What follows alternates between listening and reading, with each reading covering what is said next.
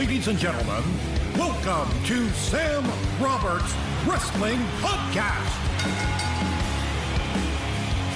Introducing your host from New York, here is Sam Roberts. Welcome to the very first time to the Roberts, Not Sam mobile home studio. Yes, we're here. Miss Renee Young. Renee, what's the haps? Oh my God, what is the haps? Okay, so here's my first haps. Is that it might have been, it was probably yesterday because I saw you yesterday at NXT. Yes. And I was like, why do people call Sam the bran muffins thing? I didn't understand. Yeah. And now I know. You do? Yes. Why? Because you were pooping regularly and That's everyone was not aware of it. true. Oh, is that not No, I don't. Did you just assume? Who told me that? I think Graves told me that. Like, no, like, somebody gave me that information. I did not just come up with this on my own. This was information fed to me. It was probably Graves because he just made it up. It was Graves. Yeah, that's not true. Graves. No. Why are you called bran muffins? Because Sammy Bran Muffins. Because my co-host Jim Norton, Yeah. his manager's name is Jonathan Branstein. Okay. And he annoys him a lot, and so like when they're in L.A., he walks around and shouts Johnny Brand Muffins at him. Oh, okay. And like it's a thing, and he was going Johnny Brand Muffins, and I went on the air and I was like, "That's so stupid. Why do you do that?" It is. Yeah. And he started doing Sammy Brand Muffins. Now you're and stuck. It means nothing. It doesn't relate to my name. I don't ever eat brand muffins. I am so appalled. There's at, nothing like, to it. What a slick liar Graves is. 'Cause he just said it, and we moved on. And I was like, okay, great. I have the information that I need, and we left. Do you think he was lying, or do you think he just didn't want to talk about it? So he was like, if I just give her an answer. I mean, it's still saying something that's not true. Right. No, it was a lie either way. Because he knew that wasn't true. He listens to the show. Yes, I know. He comes on your show. All the time. He just made it up. I'm really glad I got to come on your show. I mean, I feel like we've been talking about it for a little while, and now we're doing it. We have. I mean, at some point, you will also have to check out the Not Sam actual studio. Right. I did go on, like, I knew we were going to do this weekend. Yeah. And I had, like, a slight panic attack because as I was setting up the mobile studio, I realized, like, I was, like, looking in my bag, and I was like, there's no Not Sam branding. Oh, my God. Anywhere, which is the only reason why this computer is here. Not to make it look like, oh, it's a podcast and it's electronic. There's a... But it is also covering up the cords. Well, that's not... I wasn't going to... For the mics. Mention that. There's a Not Sam sticker on the back of it. We're branding the here, branding. guys. We're putting the branding out there, letting the people know who you are. Yeah. Everyone knows, though. They're hip to Sam Roberts. No, I know. I just very much believe in branding. No, and you're right. Yeah. You're 100% right, and I'm really bad with stuff like that. I'm so haphazard with everything. I just changed my Instagram account to Renee Paquette. I was going to ask you about that and because oh I boy, see... did it stir up a fire. Well, because I feel like in the past when... I don't want to generalize, but I do feel like it happens more with female WWE superstars, personalities, whatever, than it does with male. But I think it happens with males, too. It is usually because they're looking to do something outside. Sure, of course. And they're like, that's not actually my name. And Right. God forbid, should something happen, I don't want... Also have your name. Yeah. Yeah, of course. Yeah, definitely that's part of it. And so I had seen before, I was just like flipping through Instagram and saw that that Naya's name, she's got both on there, and Carmella did, not to throw those ladies under the bus, but what up, y'all? I saw theirs, and I was like, oh, I think I can get away with this. What's the big deal? So it's not a big deal. So I switched it. And I also was like in the process of like switching over my my Instagram to a business account, which I don't even know what that What does that mean? I don't know. I want that. I think it's so that people can just like email you directly if they need I something. don't want It's that. honestly not that cool. Yeah. So anyways, I switched my name back to Renee Paquette, but I think people were mostly freaked out that I didn't put it to Renee Good. Right, because that's not... Your name is not even Renee Paquette, is it? I mean, that's like my real, like, my Your birth maiden name. name. God, I sound like a grandmother. My maiden name Yeah. is Renee Paquette, but I worked on TV as Renee Paquette before. So I feel like adding Good into that mix might be confusing. I think a lot of people get married and they still keep their real definitely. name for work. Yeah, definitely. I've known a lot of people. It's like it has its own flow and flair. Renee Paquette. Right, and it adds It some... just kind of goes. Right, and it adds like a global mystique. Exactly, a little to panache. it. Right. Yeah. Whereas, what if you just went by like Renee Moxley? Oh, that would be great. That's what I But you know what's so funny is when John and I got married, so many people thought that his name was Moxley. I kind of did too. That's what Yeah, a lot of I people knew him did. before WWE as Yeah. John Moxley, and I was like, well, his real name's John. I've heard people say John, so it must be John God, Moxley. I mean, if my last name got to become Moxley, that would have been badass. Well, It's a good name. It's strong. I and mean, you- not that good's not. Good is good. But Moxley has like there's a little danger But to there's the name Moxie Moxley. to it. There's Moxie to Moxley. That's You're it. right. That's it. There's a sense of danger and emergency with the name Moxley. So you just saw your female coworkers doing this, and you were like, "That's actually not a bad idea." Well, I had been thinking about doing it before, and honestly, I thought it was more of a to-do to switch over your name. I literally did it in 2 seconds. I thought it was gonna be a big deal. I thought maybe it might like ruffle some feathers, but nobody said anything. So I guess I'm in the clear. But a lot of people noticed.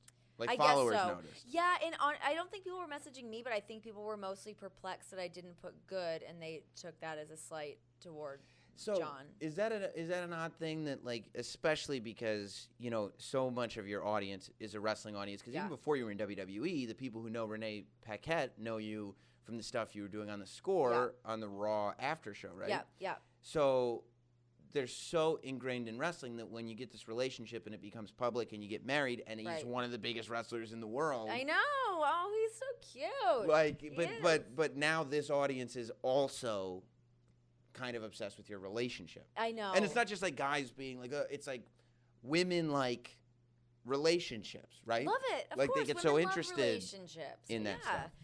Yeah, it is. It's funny having people care about your relationship, and like we have sort of like a funny juxtaposition where I talk to everybody about everything all the time. Like I don't really consider myself like a very private person, but he's the polar opposite. So it's finding that like balance of like what people can see, what people can't see. And obviously when we were doing Total Divas, like that was kind of an odd thing for us to try to make him not be just like Dean Ambrose. Right. You don't really get to see like us how we actually are together.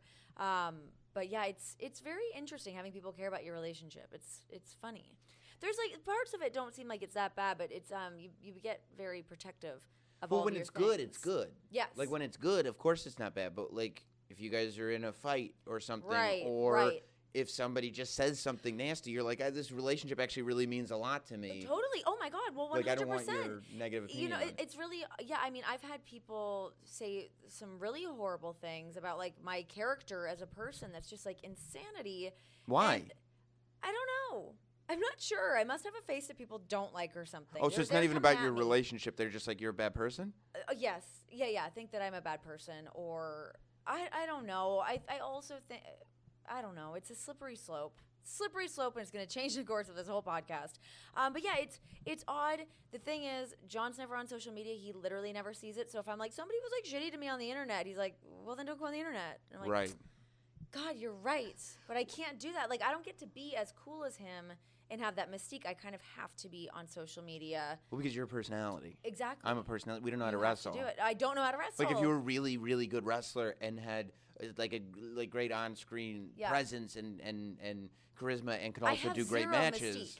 There's no mystique about me at all. That's why you went to Paquette. Exactly. No mystique.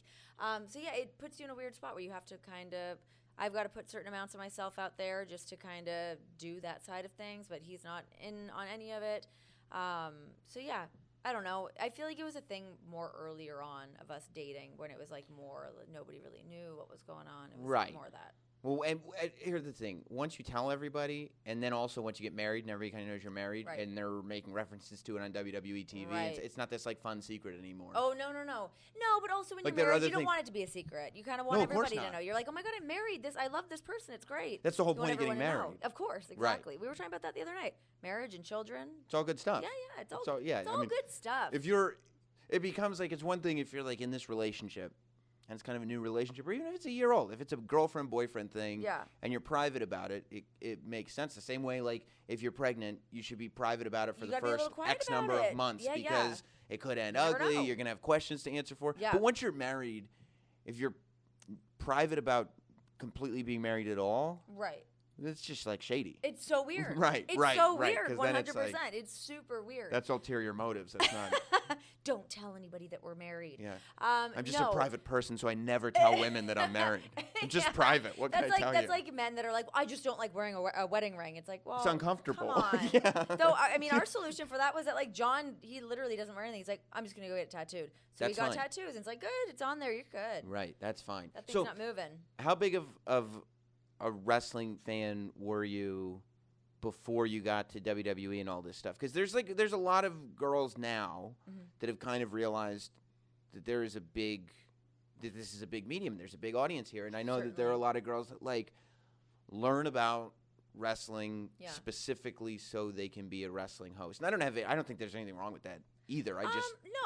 It does make things more difficult later, I think. So I think what makes things difficult about that is that our audience, they will tear you down if you can't mispronounce names, or you are like, the history of WWE is so important to like the WWE universe that if you're gonna like misstep on things, they're gonna call you out. Like, you cannot be a phoney in this business. You will not go far. I guess I was just having a brain fart on one of the kickoff shows, and I said Maharaj every single time instead of Maharaja. And I don't remember you saying that. Well, yeah, I know, because it was so like mundane, but it was an ugly night on Twitter, and it hurt me. Like, I had a bad night. Yeah, listen, there's going to be some slip-ups here and there. There's a lot to know. There's a ton of information. Like, did I grow up watching every single thing of WWE, WCW, like bouncing back and forth or anything?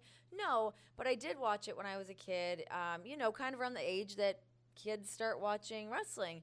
And my dad works in the music industry, but he, for a while, was working at the Sky Dome in Toronto. So I got to go to a bunch of events and check some stuff out. I got to, like, see The Rock and China and Mick Foley and Stone Cold. And it was you got to, like, meet these people. Yeah. Yeah, it was cool. So it was, like, such a... And that's when, like, as big as WWE is now, this is rock star status. I know, yeah. And it was, like... It really was like that larger-than-life moment. I feel like Mick Foley always says that he thinks that he has seen a picture of him and I, like when I'm like a child. I don't know if that's true. Do you have any of the old pictures? My dad probably does somewhere. Like, they certainly exist. I remember wearing like this ugly yellow Columbia jacket, and I think that's really what haunts me the most of the whole thing. But anyway, so then I kind of fell off for a little bit. When I was, you're a kid, I played sports a ton, so I was like always wrapped up doing that stuff. And then when I started working in sports in Toronto, and my boss there was like, hey, we're going to start doing a wrestling show, and I want you to host it. So I was like, great. And then I submerged myself like back into the whole culture. So I already had enough of a base knowledge of who was who and what was what, and then just kind of throwing yourself back into it and, embracing the whole thing. But it's also, there's a big difference between you being like, oh, I want to host a wrestling show because of this audience, and somebody being like, hey, I have a wrestling show that I want you to host. That's big. Of course. It's a big difference. So did you just completely immerse yourself in it because that's what you would do as a host? That's what, like... essentially, yeah, because I sometimes I feel like I'm really good at just kind of pulling some shit off every now and then, because even when I was working in sports, and I really got into working in sports because I wanted to do comedy. And when you're in Toronto, I know it doesn't make sense. When did you just do comedy? Because you can't make any money doing that. Oh, you wanted to get into comedy, but you didn't want to, I needed a job. Yeah. I needed bills to pay. Like, I always felt this immense amount of pressure to become successful and be able to pay my bills and have that be my main thing, because, I think it's like so many people. I think a lot of, my mom didn't really think that I was going to be able to hack it. Or did she? Oh, 100%. Really? Oh, certainly, yeah. She was like... She kind of wanted to give me a deadline that, like, if you don't have, like, a good job by, like, 25, which is really young. That's Thinking about that, it's like, man. It's like 30-year-olds. They're still trying to figure it out. Like, no, I'll get there. I know. It's crazy. So I really, I put so much pressure on myself. And in Toronto, there's just not a ton of places that you can go to have a regular TV job. It just wasn't a thing. There's much music. And the Score was one of the things for me. But I wanted to go to the Score because I did comedy-based interviews. It was not like serious Sports Center updates. That stuff existed there, but it was more about being personalities and getting to do more like comedic bits. So that's why I kind of wanted to go there and do that. And then, I was doing a lot more of like a soup-style sports show and dabbling in that. But, then that ultimately led me to doing a WWE show. So then... And now I'm here. Yeah, exactly. I'm in this hotel room with Sam Roberts, everybody. This is where your destiny has led you. This is what was supposed to be happening this whole time. You're my density. So are you sending tapes to WWE, or are they just kind of aware of you? Okay, so I guess they became aware of me because the Score, they had the rights to be broadcasting all of WWE stuff. So we did work directly with WWE. Yeah, for people who don't know, like, your Raw after show was on the network that Raw was on. Yes. It was like a Canadian version of what Talking Smack Yeah, was. exactly. Yeah, just no Daniel Bryan. And, man, you really need Daniel Bryan for Talking Smack. Well, yeah. Yeah, you do. But, yeah, it was essentially that. And, you know, we hosted a bunch. Actually, the very first thing I ever did when I came to WWE was doing Vintage Collection with Gene Okerlund. And we would air that in Canada. So when I was actually, like, really nervous. I remember, like, going into the set, and Gene's there, and he's just, like, the sweetest, most magical creature. And yeah, they like brought me on, but it was like my one time of being on TV with WWE as Renee Paquette because I hadn't got my name changed yet. So that exists somewhere. It is there. So anyway, so I got brought in for WWE, and I was like kind of wrapping up my stuff at the Score. I knew I wanted to move down to the States and get some stuff happening. And I went to ESPN the week prior and I was auditioning for Sports Nation, and it was really great, and it all went super well. And I was like, okay, I guess that's what I'm going to go do now. That's going to be the move. And then obviously that was not the move. And then that was on like a Monday. I don't want to say like by Friday, WWE was like, oh, we want to fly you down to do an audition. So I was like, okay, cool. But I had no idea I had a really bad audition here. It was not good.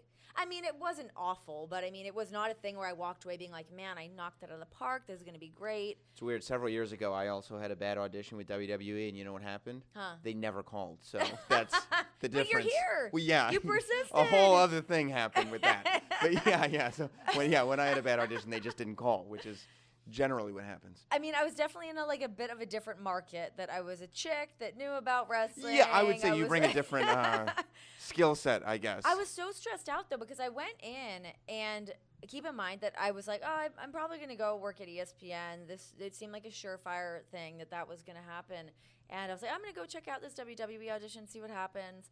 And they made me do commentary, which it's a very stressful thing to do commentary if you've not done it. Especially because at WWE they have roles, color commentary, Certainly. or play-by-play, and if you're unfamiliar, you don't even understand. You don't know what those even mean. Right. So I did my audition with Matt Stryker, and he was great to work with. But we went in, I think I just did color. There's no way I did play-by-play. But I was like totally a duck out of water, fish out of water, duck out of water. Both. No, Both?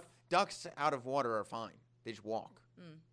I was not walking. Yeah, I was certainly you drowning. were fish out of water, struggling and slowly yeah, dying. It was so bad. Yeah. But then I got to do Your gills were just they're just like, let me flapping, in. I'm yeah. flapping all over the place.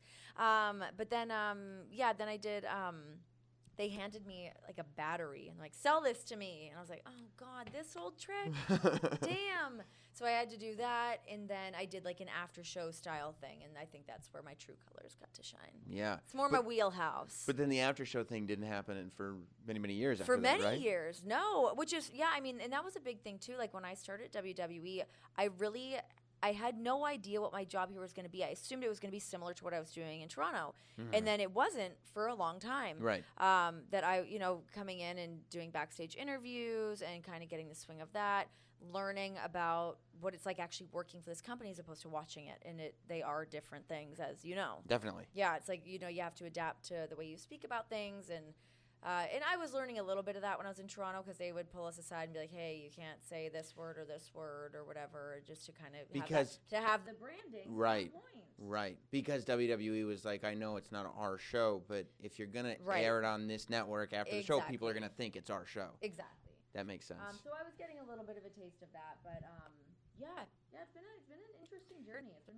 It's been cool. So how long was it before you felt like fully comfortable? And because I mean, at this point, you have to know like you're the person at WWE, right? Like there's no. I don't know. I don't feel like that. I mean, I don't feel like that at all. Yeah, I don't. Yeah, I mean, it's pretty. I think evident to. But I don't think that there's kind of like, I mean, there's not on commentary, but on everything besides commentary. Right. Yeah, I guess. feel like, and this isn't to take anything away, because like there's people at WWE. Yeah. Except for me, are really good at what they do, and that's why they're there. Come on. But like people who are employed full time, like WWE doesn't keep people around that aren't good. That's so true. everybody That there is is very really good. true. But there's also, I think, and I'm not just blowing smoke, this feeling of people watching, and I think I've told you this before, that like there's Renee and there's everybody else. Oh my gosh. Like you don't. What? I guess I don't really think that, because I think like the way that I look at it kind of is like in the world that we live in, it's like there's like the talent in like the wrestling side. Yeah. And then I'm there just kind of like plugging along doing other things. So it's like finding that. And no matter how good you are, your job is to just put over the talent. Exactly. That's what the job is. Exactly. Right. And that was, I think, the thing, like when I started that, I was like, wait, what am I doing? I didn't like, it took me a sec to kind of adjust to exactly like what my role here was going to be. But you know, I feel like there's always stuff to learn here, because things are always changing. I mean, today we did the Royal Rumble kickoff show, and we had no idea what we were going to be doing when we started doing that, you know, and it was like. Do you understand that I was in several different spots in the arena going I do. like, they might go to you live, but they might not. And I was like, cool, what are we going to talk about? I don't know. Sam, where are you? Yeah. Sam. But you know, you kind of fly by the seat of your pants, but I love that. I do too. I love being able to work like that, and I actually don't feel like we get to do that so often here. So when those moments come up, I'm like, okay, what's going to happen? Is the whole show going to go terribly, or are we going to be able to pull this together and be professionals and knock it out of the park? But you do have to have a pretty significant degree of confidence that you didn't used to have. Oh, for sure. Right. Definitely. Oh my God, in that situation, 100%. And when did you start to feel like confident and comfortable in your own skin? Like, yeah, I know how to do this job. Gosh. I don't know, because I do feel like I got off to like a little bit of a rocky start with like doing the pre-shows, and that was sort of my main spot to really be able to do the thing that I do as far as being a TV host.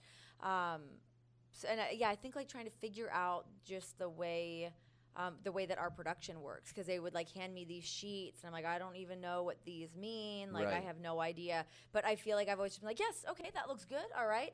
And I'm like, wait, what does that mean? So you just fake it, and then fake eventually, it till you make it. And then eventually, you just know what it is. And you make the mistakes, and you can kind of pick stuff up here and there. But I kind of feel like doing some of the stuff down at NXT was a great place to start getting those shows going, especially like.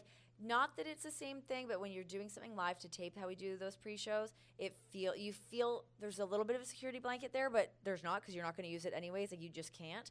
So yeah, I feel like that was always kind of something that helped propel me into being able to do this. And especially in the early days of NXT, because everybody was kind of trying to figure out what was going on, right? Totally. Like, what are we really doing here? How big is this thing supposed to get? For sure, to like be there for like more of like the inception of NXT getting the legs that it has now. You knew that there was a little more room for error should you need to rely on it. But I think between like doing those shows, doing Talking Smack was definitely one of the times that I was like really feeling comfortable doing my stuff. But that was, a couple of years into me being here. Yeah. But that was like, I like being in those situations where I can get to be a little bit more of me and get more personality in there, because sometimes when it's things when I don't get to have much personality in there, I struggle with that a little bit. It makes me feel weird. Yeah, because you're like, I have this thing to offer. Exactly. And I feel like Yeah. I'm not. Like, I guess it's that thing of when you feel like anybody could do what you're doing. Yes. You feel like, why am I doing it? Sure. And I think that's kind of the key too, is like to have anything seem like there's an ease behind it. So everyone's like, oh, well, I could just do that. Right. But you have no idea how many moving parts right. are, contributing to this one thing happening, as far as like me getting a note in my ear from somebody else and not having to have people that are watching me on camera knowing that I'm getting other information for where we have to go in the next spot in the show. It can be a real brain circus. Yeah. But again, like, it's better that way. Yeah. Oh, right? Totally. Because then you're like, oh my God, I can do this. Like, you've accomplished something. And it's nice to use your brain. Like, I still got it. Yeah. My brain is still sharp. And I do feel like I went in today not necessarily feeling like my best. I felt like, I'm just like tired and whatever. So I was like, ooh, all right, we're going to pull this one together. Pull it together. Make it happen. Somebody give me an orange juice. I need some vitamin C. Something needs to happen here. I do think like another part too is when I realized I'm at the end of backstage interviews, I found out that I'm one of the only people that can get away with having a reaction at the end. Yeah, I'm aware of that. That's a thing. like, I can clearly see that. I'm like, I wear that with real pride. Like, I kind of wear that on my sleeve. I'm like, she's doing okay. emoting. Yeah. Like, that's not supposed to be a thing that gets done in that position. Yeah, so it's I like being able to do that. And emote get away with it. properly. Yeah, just let me emote. I just Right. want to emote. But it's also like the guys like you're just in this unique position, and again, it goes back to your relationship. But when guys are taking personal shots at your relationship, if you just stood there like a robot, it'd be like, it'd be weird. Like, what are is you she with us? doing? Come on. Yeah, Totally. Yeah. So I mean, when it's stuff like that, or like I tweeted back somebody, this was a couple weeks ago, but they're like, why do you always smile at Seth and AJ and Roman, but you don't do it for Dean anymore? I'm like, come on, people. But I was like, well, guys, I'm secretly in love with them. right. Please don't tell my husband. You've fallen not a out. big deal. You're not in love with your husband anymore. I'm just very transparent Right. on these shows, and I love these guys. But that's like part of the thing too, is like smiling at the guys when they walk and be like, oh yeah, really, I'm on board with what they said, or this guy is a bad guy, and I'm gonna frown at him right. or whatever. Yeah, because the guys you just listed are good guys. Exactly. So you should be smiling at Well, them. exactly. You got it. Right. And your husband is the lunatic fringe. He's so. a lunatic fringe. He's a psychopath. Right. So I wouldn't be smiling at him. I'd Oh be my like, God. okay, No, I don't he's know. You're crazy. unpredictable. No, I don't know he what you're does going to weird do. things where he like touch my face or like call me darling, or he's so weird and pervy. Like, face palm. Get out of here. Do you ever, so based on why you started this thing, have you ever, or did you ever, or do you ever get to that place where you're like, oh my God, I've gotten in way too deep with this TV hosting thing. This was supposed to be a segue into comedy, and I'm just getting good at TV hosting. I mean, sort of. And, you know, I think, so I really wanted to do more comedy, but I was also, like, acting was the main thing I was doing as well. Was like, that was the main thing that I was, like, super submerged in between that, but, like, doing, like, a meld of the two. Like, to do some comedic acting would be great. And that was kind of, like, where my mind always was when I started. And I do always really miss that stuff. I miss entertaining more. And I don't get as many pockets within my current job to do that. So it's like trying to find those other spots to still like stay true to the thing that I want to do, but then also being met with the reality that I'm a 32-year-old woman that has a good job in television. I make good money doing it. So where do you like choose between like part of a thing that like your heart wants and what's paying your bills and like being a responsible person too, right? And there are elements that come into your job you have now where you can do that. And it's Totally. also like you're free to do the podcast that you do where you can it's completely great. exercise that. It's because nice. Yeah, it's really cool. you meet people that like they think that way, where it's like, no, I want to do more than I'm doing here, so I'm just going to quit here. Oh my God. And it's like, where are you going? Don't They're be like, well, mental. I'm gonna, I don't and they know. always end up going like, hey man, so how's it going over there? How's it, still Totally. miserable, and you're like, no. It's like it's finding that balance of the things that make you happy, and again being able to do them in WWE. And I feel like that's always kind of been the feeling that I've always had, is like I always want to do more. I like being busy. I want to be on everything in like a selfish way of just wanting to work. Right. I like doing that stuff, because when I'm just sitting around not doing anything, like, oh my God, you keep opening your Instagram and your Twitter and you've seen the same stupid videos 100 times. Like, Right. ugh. So do you? So when Talking Smack went away, that must have been a huge blow then. It was, yeah. I was really upset to lose Talking Smack. I also, like, working with Bryan was really great, too. Like, that was such an unknown thing for me when we got paired up to do that. And, like, it was mostly I was with Bryan. Occasionally I was with Shane. But, like, working with Bryan, he's super talented at everything he does, as everybody listening to this would know. But having him in, like, that host role, who knew how great he was going to be at Incredible. that? That, like, I could... You know when, like, you're hosting something if somebody isn't a host and you have to do the heavy lifting of doing all that stuff. But he was such a great co-host with that. He also had that I don't give a shit attitude, which just made the show so much better. And I know, like, one of my strengths is reacting to, like, the ridiculous things people are saying. So when he's, like, going off the rails, I'm like, yes, I'm here for this. Let's make it happen. I'm, like, egging him along. Well, that's going back to your yes and, right? Like. Yes, and I'm with you, and what are we doing next? And then, being able to have, like, the stuff with Miz on there, and, like, having people making their own spotlights as well, and being able to take that situation and kind of, spin it into something that was going to work for them. So it was, like, a fun collaborative process to watch the way that show would go. And letting people, again, take that safety net away and see what somebody's going to come up with. Yeah. It's cool. Yeah, I mean, and it was kind of amazing, too, that it wasn't just like a fun show, that there was actually, for the product, all this stuff that blossomed out of that thing. We were definitely, like, bringing stuff along, creating new moments. I mean, even on Raw 25, I mean, Miz still walks out and wants to stare down Daniel Bryan in the face. Right. And that's all where that stuff stems from Talking Smack. I mean, when Talking Smack ended, I was pretty bummed out about that. But I hope that it can come back at some point. I don't know. I'm keeping my fingers crossed. Yeah. Maybe. And there's a whole bunch more pay-per-views now, so There's a lot. At least there's kickoff shows to do There is. and stuff like that. Exactly. There's more kickoff shows. I would love to bring back something like an Unfiltered or something back in like that world. Something. Yeah. I'm ready to find like another like thing to latch Creative on outlet. to. Yeah, Yeah. something. I don't know what it is yet. I've got a couple ideas for some things that I won't tell you on here because they're really smart ideas. I don't want anybody to take them. I'm actually surprised nobody's taken this already, and maybe they have. But when I do, I'll tell you about it. In the sphere of WWE, or is it just in the Renee Paquette? No, it's in the Renee Young sphere. I mean, I could have done it either way, but I like the idea of doing it with WWE. Yeah. It's just a simple, fun, cheap way to do a show. I always like doing shows very bare bones too. I've never wanted to be that like big shiny floor Carson Daly, Ryan Seacrest.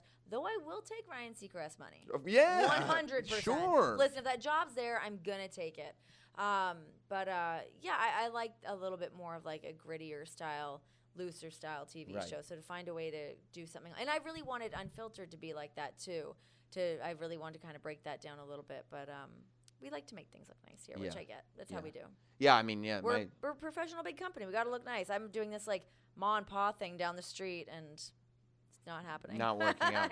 Yeah, I mean, my only pitch has been like, well, I got a studio in my house. So what about like Wayne's World, but wrestling? But I don't have a co-host. It's just me talking about wrestling in my basement. Yes. Yeah, and I feel like that's a brilliant idea. Why not? Yeah. Why is there not more stuff like Wayne's World? Right. Wayne's World is brilliant. There is. It's in my house. Oh my God! I did it on so New Year's. Good. Yeah. Wayne's World is one of my favorite movies. Yeah. It's up there, definitely. Like that's some prime Mike Myers for you guys. I mean, yeah. Everybody's like, I feel like Austin Powers was even past his prime. As good as the Austin Powers first two are. First one. You won't even give him. Two's okay. Fat bastard running around wanting to eat the I'm not interested in Fat Bastard. You don't like that. I'm not interested in him. But I think like part of Austin Powers was great. And what has he done lately? Not much. No, he did the Love Guru, which Love was Guru horrible. stunk. That reeked the place up. You know what he did? So did you watch the Gong Show? The remake of the Gong Show? No. So they remade the Gong Show. You know the Gong Show, like the game show. Yeah. And he was the host of it. Okay. But he was in character in this weird like British game show host character, but it was never acknowledged that it was Mike Myers. Oh no way! It was very strange. Oh, I like weird things like that. I like when people start to lose it, and that's where they end up. You're like, what's happening here? Yeah. Well, that's what, and I mean, and it goes back to wrestling, but it goes to comedy. Like I'm the same way. Like when there's no sort of wink, like we're all in on this together. Right. It's the best. I know. You're like, he's just doing that weird thing just because. I mean, even watching the Andy Kaufman documentary that was on Netflix and watching the Jim Carrey one. Yeah. Watching the way Jim Carrey was staying in character to be Andy Kaufman. What a nightmare. Yeah. Could you imagine being on set with him? What a curmudgeon. Especially since all Andy Kaufman's friends and coworkers that were actually in the movie were like, Andy wasn't like this behind the scenes. He was just like this on camera. Oh but Jim insists on being on camera. Andy. He's like, oh no, I'm going to do this to you guys. off well, camera. Jim Carrey has also fully lost it, which is sad. But he's. Didn't he seem like an empty vessel when he was doing those interviews? Yes. Like there was just something where he was like he wanted something really badly, which was fame. Like and that was to me really interesting. Like, he didn't just want to be a good comedian; he wanted to be famous. Yes. Yeah. And then he got famous and realized that it was like completely empty. Yep. Sucks. And then he just had nothing as a person.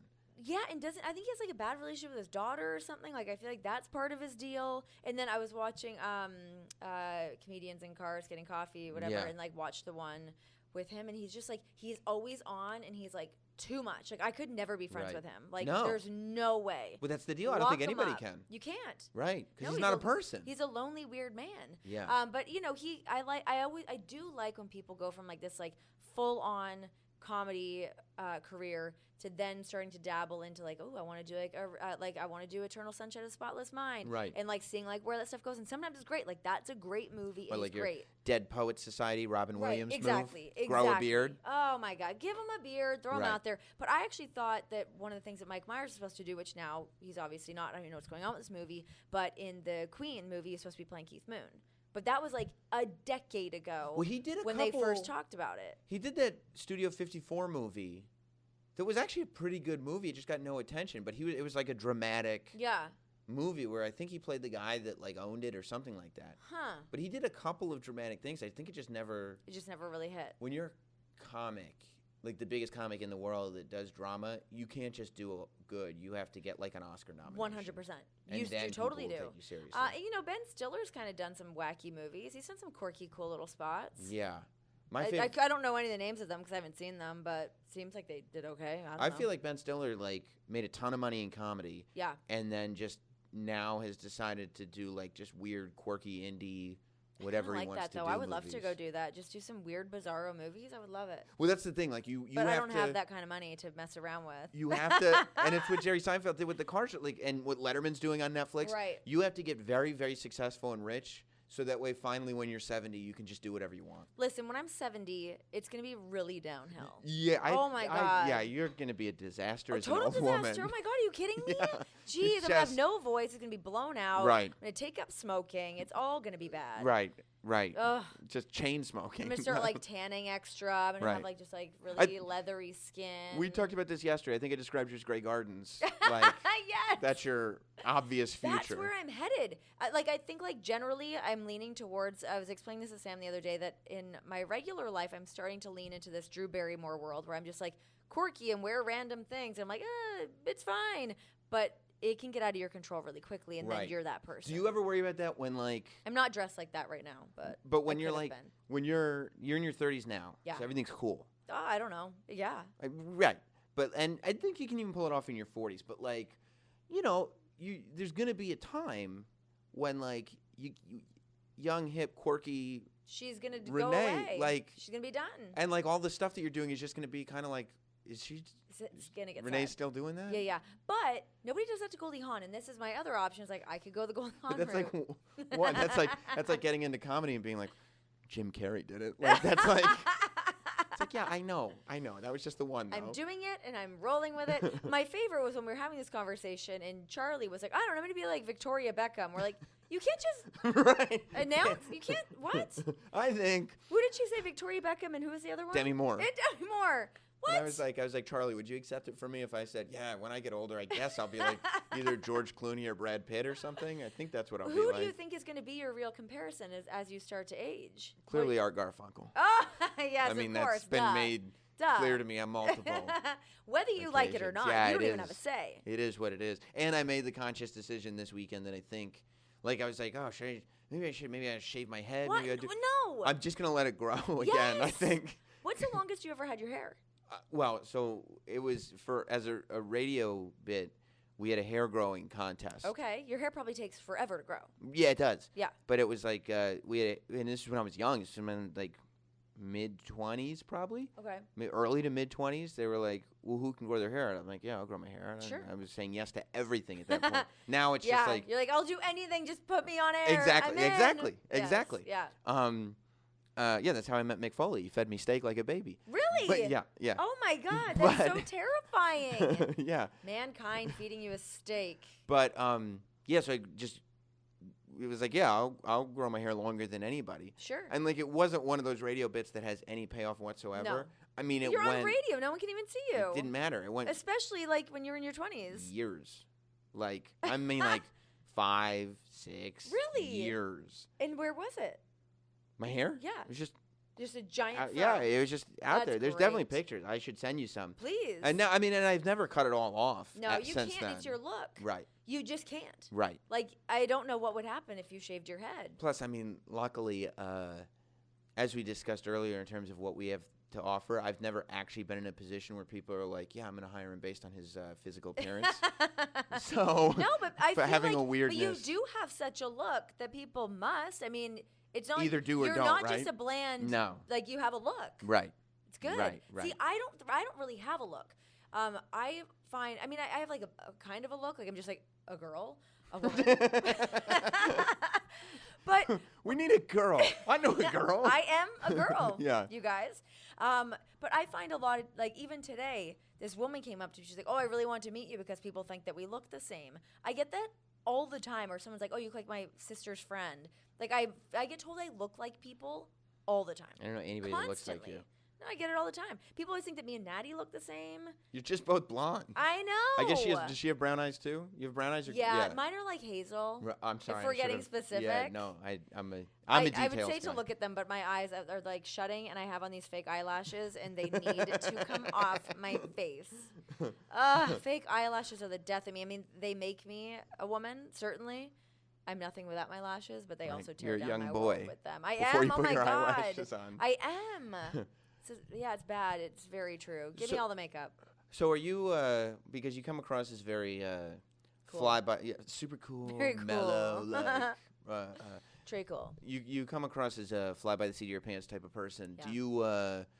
Do you worry? Do you think about like, oh, the future and this, and how do I get to this goal? Do you have specific goals that you're like, I don't know if I'll ever get there. How do I? Yeah, I feel like that's been a real thing that's been causing a lot of anxieties in the middle of the night lately.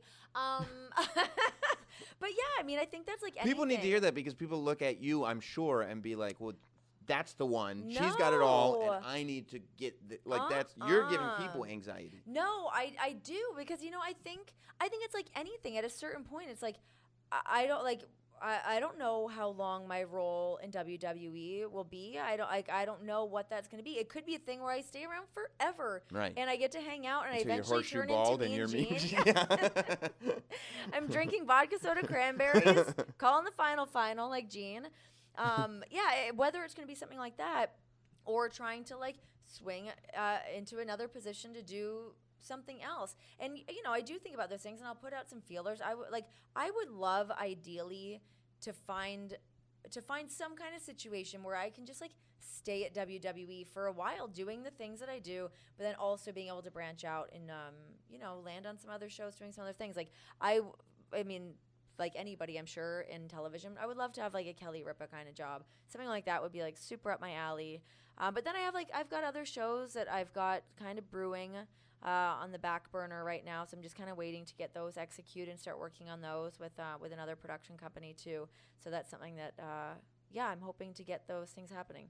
How do you feel about, like, are you a person who feels comfortable pitching and like selling yourself? So I've only done it once. Schmoozing and things. Oh, I hate schmoozing. I'm so bad at it because like I could never. I don't think I'm like in people's face enough to do it. Mm-hmm. That like sometimes I see other people doing, I'm like, is that how it works? Because it seems bad to me. Right. If somebody's in my face selling themselves to me, I'm like, I'm not interested in this. I need you to chill out for a little bit. But yeah, to get in somebody's face and like really try to tell them why I'm the best for the job or why I'm good at my job, even like that is, I need somebody else to go in and do that for me. It is not, I'm not good at that. I hate that shit. Because otherwise it's like, what's your job that you're giving me so you would know, right? I don't know. I know. You tell me. I don't know. I honestly don't even know why I'm here or how this happened. I have no idea. I'm not good at that, but I did have to do a pitch for a show idea that I came up with, and I was like in a boardroom, and people were coming in to this boardroom, and I had to like pitch it to them. Well, it kind of sucks, but I think it could be cool if, like, I hear guess me out, but like, don't listen too closely. I don't know. I guess I'd be the host. Like, like you're just waiting. They're like, "Are you going to host it or somebody else going to host it?" I'm like, "Whatever you think." Whatever you think is the best idea here. I'm End not up really with sure. a production credit on this my thing and God, watch somebody run away with your baby. Like. Yeah, so I need to work on getting better at that, but I've only done it once, and it was fine, and people were into it, so I guess it wasn't that bad. I don't know. It's really a tricky tightrope because I feel like I see people that do it, and you go, yeah, they seem like they have their stuff together. Right. Like, I want to do that and be successful like them. Yeah. But then you're like, but that's not a good person. I don't like them. Totally. Right? So you're like, oh, my God. Totally. Like, that's I see right through them. I don't trust them. Like, I can have a great smell conversation a bad person with you. from a mile away. Like, I don't trust you at all. Yeah, no. I know. I find that funny that I'm like, man, do I need to like be like a bad person to be able to like get ahead and do things? But I'm not willing to compromise. I have a very strong moral compass. I also think that most of people like that do not realize that that's who they are. No. Right, There's so no they don't know. self-awareness. Right. I'm so self-aware. Me too. I'm I an am overthinker. so Yeah. self-aware. Like, it's so bad. Sometimes I see people that just go in like this, like bull in a china shop, going after what they want and like letting themselves be known. I admire it, but then I'm also like, yo, I hate you. Right. That like. And I'd like to tell myself that I've been alive for 34 years, and I feel like maybe in the long run, I've seen that it doesn't work out. Yeah. That eventually people figure them out. It's going to crash and burn. Yes. But then, I don't know, are they done at that point? Do they make their millions and get to run away? I don't know. But if you're a good person, like, you build a foundation, and, like, then... people like to work with you. There's longevity to it. There's also no skeletons in the closet, because if you are... Oh, thank God. If you're a self-aware person... Yeah. And you know that you've been faking something, or you know that, like, you're not a good person. Yeah. And if I was, I don't think I'm a bad person, and I still feel half the time like they're gonna figure out I'm a bad person. They're gonna find a way to make me be a bad person. Yeah. Yeah, it is a really funny thing. I find like the more like when I've like, when I branch out of things outside of WWE and take some meetings here and there or whatever, different social circles that you see many people from different walks of life. I was gonna say walks of life. I was gonna say that's so weird. But yeah, it's a very bizarre thing, and I would never be willing to compromise like who I am as a person to be able to like make someone think I was cooler or to try to get the job, because then I'm like, oh well, if somebody wants to work with that douchebag, then I don't want to work with them anyways. It wasn't the right pair. Right. I don't know. You got to weed them out. It's a tough weeding like process. Attracts like, right? Yes, exactly. So you're like, I don't want to do all that. Let them do their weird negative thing that they're doing, and it's all gonna blow up in their face. Right. Plus, I mean, like, stuff happens, right? Like, that's the amazing part of life is that things just start to kind of happen, and you're like, oh, why? Yeah. Like, if I had pushed and pushed and pushed to get this done when I was 5 years ago, I would have been out. Yeah. No, I am a firm believer in like timing, things setting up the right way. I feel like the universe like backs you up. Right. I think that's like a thing. I was reading the book. God, is it called something magic? It's a big pink book. Harry Potter? Not Harry Potter. Sorcerer's Stone? God, what is it called? It's just called Big Magic. Big Magic. I've never heard of this book. Oh, it's really good. But it's I watch a lot of wrestling. I don't read a lot of books. So Big Magic is a cool book, and like the whole concept of it is like putting out, I mean, I guess it's a little bit manifesting. It sounds like it's this preachy book. It's really, truly not. I hate books like that, but this is like a cool book. The woman has this whole theory about how like thoughts come into the universe, and if you don't act on something, then somebody else is going to take that idea, much like the show idea that I have, that if I don't put it out What's that idea, by the way? None of your business, Roberts. Bran muffins. So you have to act on your ideas is what it's saying. Act on your ideas, manifest the things that you want to do, and but yeah, it's like not compromising on who you are and waiting for things to come up that will, once that opening happens and that slot is there and you just kind of jump in there and take it and it's your time to shine. But is there anything to the idea of like pushing, like I feel like you should only push to a certain extent for something, because if you find yourself pushing harder for something than anybody is willing, and I don't mean like, I mean in the micro sense. In the macro sense, you should just push. Right. But when there's a specific thing, a specific job, whatever it is, and you're like, they clearly are not interested, but you're following them around, you're being annoying. Like, let it go. Right. Let it go and move on. You can't do that. Or prove to people why they should want you. Right. By doing work, not by exactly. Find another angle or something. Like find a way to get the thing done if it's like the thing that you firmly believe in. But also sometimes people have bad ideas and it's not going to happen. Right. Yeah, some ideas you think they're good. Yeah. You're in the shower. You're about to go to sleep. You're like, that's brilliant. Yeah. A lot of those ideas are terrible. No, so bad. Yeah. Yeah. Sometimes they're just not good ideas. But I've had car ideas that by the time I get to where car idea? Like I'm driving. Oh, okay. And I'm like, what, are you inventing cars? Like I'm sure I'm driving Uncle home Herb tonight. over here? Yeah. It's one of my favorite Simpson episodes. It really is just one. Uncle Herb. It's the Homer.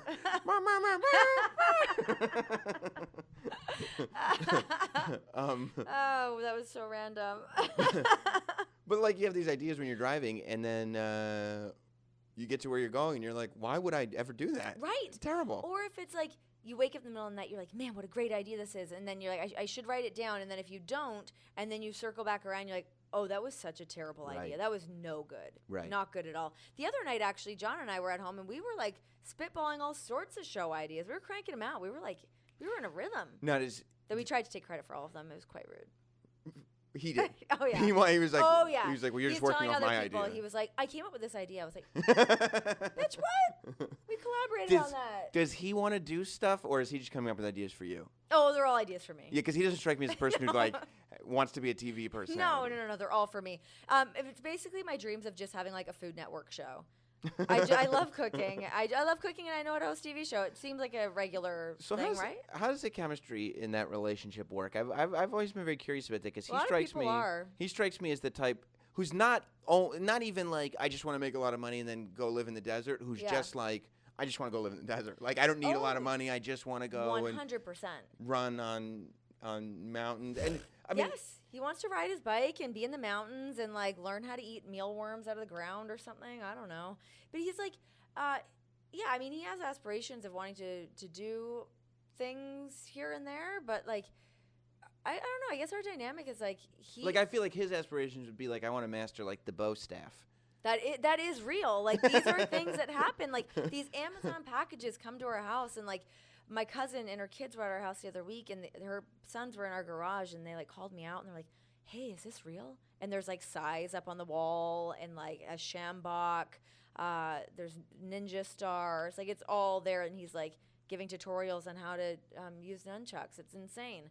But yeah, I mean, he essentially is the person that you think that he is, the person that you've dreamt up of Dean Ambrose being. That is what he's like. But obviously it's different when we're home, and our dynamic is much different than that. But yeah, he's a really lovely man. He must be. He's really truly great. Yeah, he's really he's a special little something. He's like little lightning in a bottle. Is it one of those things that like he's this person that like the person that we think he is, but then he's also this other person that like you're the only one who knows, and you're like, oh my god, I found this person. Yes, exactly. Yeah, it's really funny. I always feel like very lucky that I get to see that side of him, and that it is this like it's really just me and a few other close like friends and family members that get to like see him like that. But I mean, he is so private. He keeps to himself, and he certainly marches to the beat of his own drum, and I love that.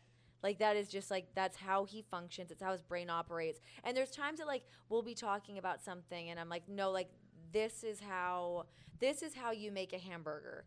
And I'm like telling him the ingredients. He's like, no, it's this. And he has like such a different way of thinking about things. It's so out of the norm from how you or I would. But he's not doing it to be different. No, that's just legitimately how his brain works. Right. Yeah, it's not a thing where he's just like, well, no, I'm different and weird. That's like just how he functions. Right. It's actually like really fascinating. There's times like when I was like getting more used to it, like when we were dating, then I'm like, yo, what's happening here? But now like I've learned to like really like appreciate certain things. Like even when I was going in and doing these show pitches, and he's like, well, like he had no idea what that really meant or how that went down. But his idea of how like entertainment stuff goes, because he's just been in wrestling, is so different from mine. So it's like funny when I can take his perspective on things and like apply it to myself. It's really cool. Was it a weird thing when the relationship was starting? Because I would imagine that like when you're this like new young single thing walking around, the locker room, hot like, commodity. hey, I'm the new blonde in town. Like people would want to date you. And then when like when you become a spoken for woman. Yeah.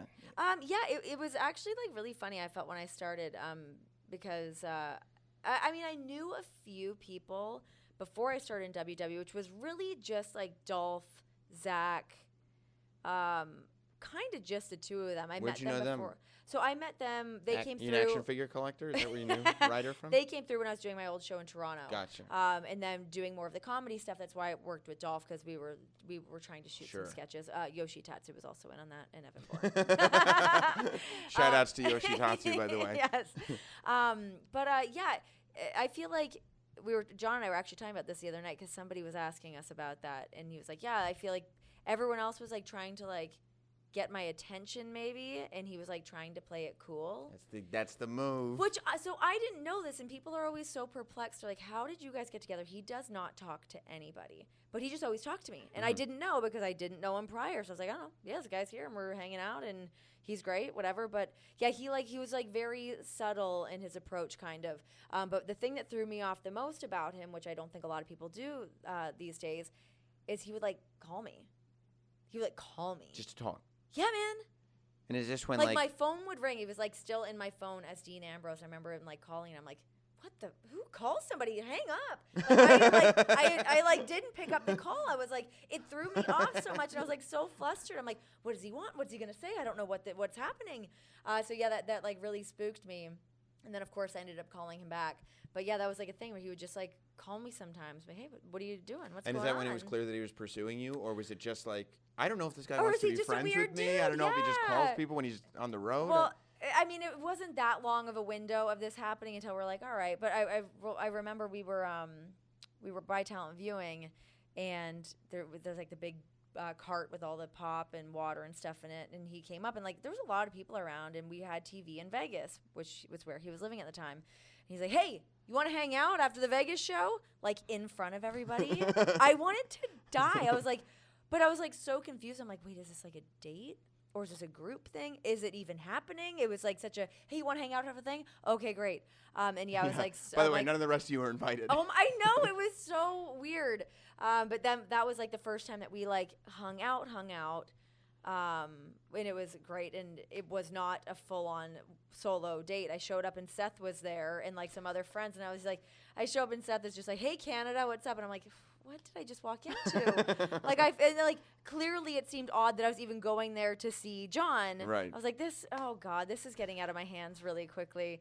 But yeah, it was pretty hilarious. And then, and then we just have been kind of together more or less since then. I love the tricks. Nobody plays the long game anymore. No. The long game works, man. No, but he actually, I remember him calling me. It was my birthday, and he was like, oh, I'm going to come out. I'm going to visit you. We're kind of come hang in New York. So I was like, okay, great. And this, I'm like, a couple wines in. I'm like, yeah, come hang out. Everything's going to be great. And the next morning, I'm like, lovely. Oh my God, yeah, the Grey Gardens me. Come hang out at my chateau. I would call him in the morning. I'm like, yeah, you can't come. You cannot come to New York. Like, what are you going to stay at my apartment? Absolutely not. Right. Like, I was shutting that party down. I'm like, I don't know what kind of a woman you think I am. Unseemly. But this is not happening. So yeah, I did that to him twice where we made plans and I told him that he couldn't come because I got so nervous of like what that meant. But then we met on neutral territory when I was doing NXT. He came down to Orlando and that's when we hung out. It was a real rendezvous. It was very sweet. I love it. Had all my snacks there, a couple drinks. It was very cute. But we stayed up and talked till 4 a.m. and we're like, someone has to make a move here or we're going to be best friends. That's it. Yeah. That's the other thing you have to do. If you're playing the long game, you have to know when to like pull the trigger. Totally. Oh my God. And both him and I can be so awkward in those situations. Like I'm certainly not someone to like turn into this like sex pot and be like, oh hi. Like Right. I stay the same all the time. So Right. it's like not easy to make a move on me, but he persisted. Yeah. Yeah, I mean, that's what, like, I played the long game with my wife. And just hanging out, no Yeah. problem. But one day we were just driving around, and I was like, I gave her this talk that she, like, blew her mind. Like, she didn't know if she should be offended. I was like, I'm having, like, this has been so much fun. And she's like, yeah, I'm having such a good time. And I'm like, yeah. And I was like, but, I mean, the thing about, like, no matter how fun, like, a train is when it's parked at the station, like, eventually, if you don't get on the train, it does move on. I'm not saying that. Oh my gosh. You put her on blast. And she was like, are you saying what I think you're saying? And I was like, yeah. Get on my train. Talking Let's about do trains. this. Yeah. Yeah. So do you, this is another question I've always wondered. Do you say WWE the same way every single time you say it on purpose? What? WWE. Do I do that? Every time. I I do it do? at home. Yeah. Oh my God, And really? I pointed it out to Jess, like, when we're watching. I'm like, watch. WWE. I didn't realize I did that. WWE. Yeah, every time. Every time. I think I do a lot of weird things subconsciously that are like odd ticks, and maybe that's one of them. Yeah. That could very well be one. It's like, it almost feels like a comfort thing. Like that, if I say it that Probably. way, then I know I'm going to get in smooth and everything's going to... Yeah, I don't know. Now I'm going to have to pay attention to it. WWE. Wait, am I saying this like when I'm throwing to something? No, or like when you're, Give me an example. I want a full sentence. You'll go like, every kickoff show starts with like, we're...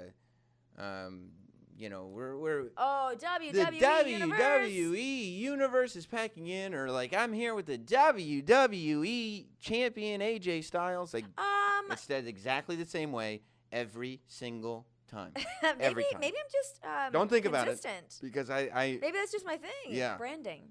It's my branding. I Do love it the way every she time. says that. It's so great. Yeah. No, I think that I do it. And so in pre-shows, I will definitely do that mostly because I'm dragging out my time.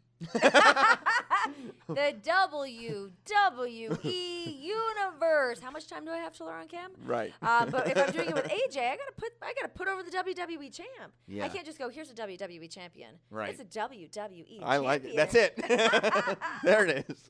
That's it. Have you had many Vince McMahon interactions? Yeah, I've had a few. Yeah? I've had a few. I've had one so far. How did it go? Awesome. What happened? It was at Raw 25. Oh. He just came out of an office and he went, "My guys in their tuxes. Love it." And That was shook a everybody's last-minute hand. decision, too, to It put was. on those tuxedos. So he was very happy that it He came to loved it. fruition. Yeah. How nice to be able to just go, I want everyone in tuxedos, and everybody does Well, it. it felt like it was almost like when you tell somebody, like, yeah, I'm going to get there and I want all my toys like this. Right. Yep. And then he walked out of his office and he saw all his toys, how he had asked, and he looked like he was happy. So like it made him pleased. happy. That's And I was great. like, and I was happy to make him happy. Felt good in my tux. Like I was like, this has worked out love perfectly it. for everybody. It's so good. Yeah, I've had, obviously I've had interactions with him, but I don't know. I don't really, bother him much. Like, if I'm, in Gorilla or something, I'll pop over and say hey and shake his hand and do that thing. But I usually try to get in there, have, some, odd remark that I think is charming or whatever, and I don't know if it's resonating. Right. I'm not sure. Is there? I also never want to again, there's that thing where I don't want to seem like I'm taking up too much of his time because I don't want to be that person. Me too. Also, the things that I'm doing, everything directly correlates to Vince, of course. But I would be more inclined to maybe go talk to a Kevin Dunn or something about The person who specifically is looking at what you're Exactly. doing Yeah. because this other person might have Yeah. bigger fish to fry at the moment. Or whatever. Exactly. Yeah, So yeah. I talk to Kevin all the time. Help me with this. Yeah, all the time. He's actually really great. I have a really good relationship with him. He's a cool dude. Is there any, other than the broad strokes, like talking smack is great, blah, blah, blah, are there any specific moments that you're like, that was a really special moment? I got to say, tonight in the ring with Shinsuke Nakamura felt like a really cool special moment. I mean, how It was amazing. Great. Those moments happen. I'm trying to think of the last time I had a really great moment with Ric Flair in Virginia when he came out and he's like, "Ooh, Virginia's for lovers," and he did the whole thing and it was so great. Yeah. Also, he threw me under the bus on the pre-show today for getting him drunk in Boston. So that also happened. Which, by the way, that was Renee Paquette that did that. No, that was Dean Ambrose that did that. I was just there. Yeah, being in the ring with Shinsuke and having that moment, especially when you're in front of a Philly crowd and they got the result that they wanted. Everybody's so stoked. Shinsuke's such an outstanding human being. And to be there with him and get to kind of help announce that WrestleMania matchup that's about to happen, those are cool moments. Especially since it was also the match that everybody wanted. Exactly. Everyone's already chanting for it. There's no curveball coming. No. There's no... I had a really cool moment too. I can't remember when. I want to say it was the Raw after WrestleMania when Bryan won the title, and being in the ring with him and everyone's yes chanting and going ballistic. That was a really cool moment too. It's amazing with WWE because it's kind of rare. It's only so often that fans get exactly what they wanted. Totally. And when I say what they wanted, what they asked for. Exactly. Because I think a lot of times the mission is to try to give them what they want without them realizing that they want it. Exactly. And sometimes you knock it out of the park and sometimes you don't. Right. But every now and then they just go, it's there. I'm just going to give you exactly what you Yes. asked for. And those moments they're are happy. amazing. So great. Even I think when people were waiting for somebody like Bobby Roode to debut as well, that was when people knew it was coming. They're waiting for it and getting to go out there with Bobby, to introduce him and have those moments. I always love being there with somebody during a debut or after a big match like that. Yeah. Those are cool moments. I love that.